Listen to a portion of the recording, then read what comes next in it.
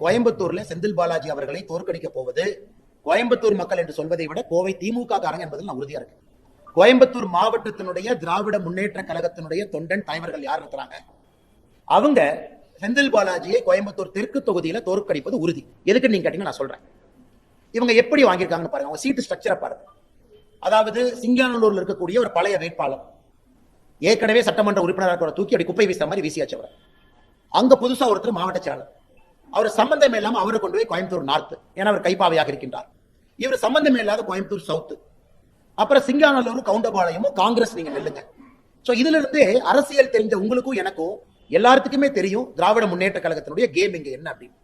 இன்னைக்கு செந்தில் பாலாஜி என்ன நினைக்கிறாருன்னா, கோயம்புத்தூர்ல அவர் மட்டும் ஜெயிக்கணும், வேற யாரும் ஜெயிக்கூடாது. ஒருவேளை திமுக ஆட்சிக்கு வந்துச்சுன்னா அமைச்சர் அவர் மட்டும் வாங்கிக்கணும், வேற யாருமே போட்டிக்கு இருக்கக்கூடாது. அதனால அவரும் தோற்பார், கோயம்புத்தூரிலும் திராவிட முன்னேற்ற கழகம் தோற்கும்.